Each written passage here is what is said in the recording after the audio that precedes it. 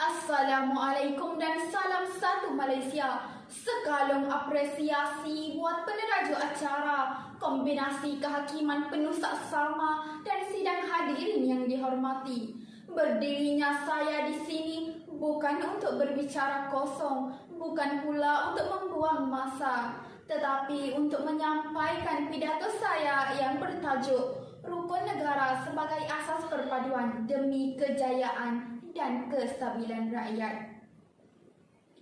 Peristiwa 13 Mei 1969 merupakan asas kepada usaha dan komitmen kerajaan dalam menangani isu perpaduan, sehingga Rukun Negara diisytiharkan pada 31 Ogos tahun 1970, di mana ia bertujuan untuk membina perpaduan yang kukuh dalam kalangan rakyat yang berbilang kaum, berlandaskan kesepaduan dan keharmonian antara kaum menerusi prinsip-prinsip yang terkandung di dalamnya.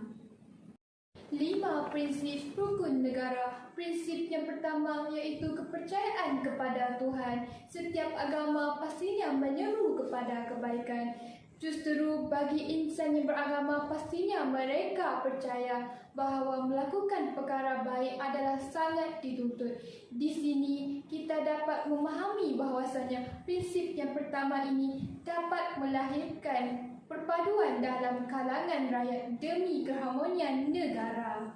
Berkorban apa saja, harta ataupun nyawa, itulah kasih mesra, sejati dan mulia.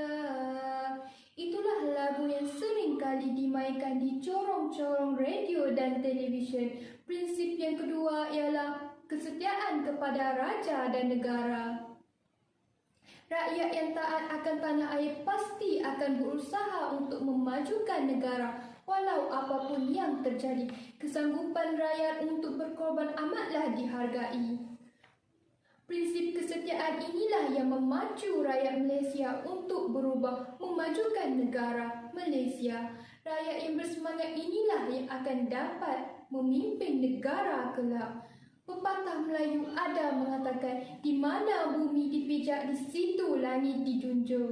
Ini yang saya muliakan. Prinsip yang ketiga pula ialah keluhuran perlembagaan. Maksudnya, setiap warga negara Malaysia hendaklah menghormati dan mematuhi perlembagaan yang telah ditetapkan.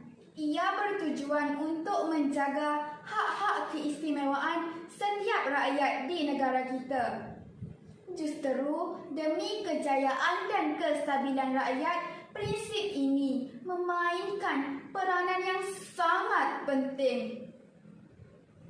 Sebagai contoh, setiap warga bernegara Malaysia tidak boleh mempertikaikan hak keistimewaan yang diberikan kepada kaum Bumiputera yang majoritinya berbangsa Melayu, seperti hak mendapatkan beasiswa bagi melanjutkan pelajaran dan hak pemilikan tanah rizab seperti yang termaktub di dalam perlembagaan negara kita.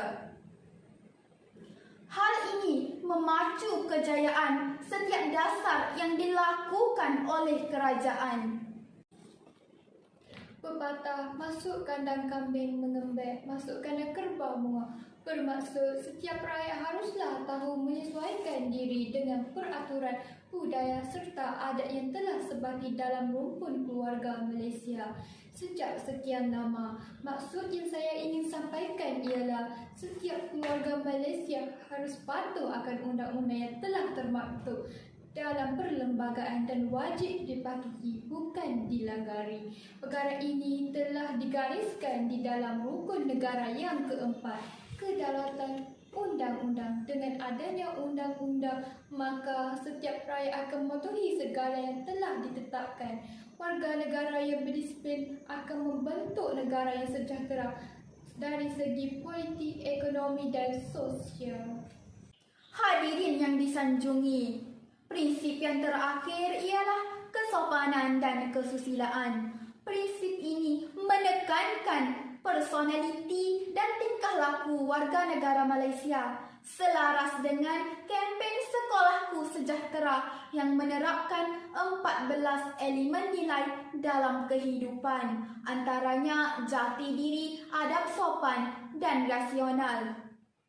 Inilah yang membuktikan bahawa rakyat Malaysia boleh menempa kejayaan natijah daripada pegangan yang teguh dalam prinsip rukun negara. Justeru, kejayaan dan kestabilan rakyat datang seiring.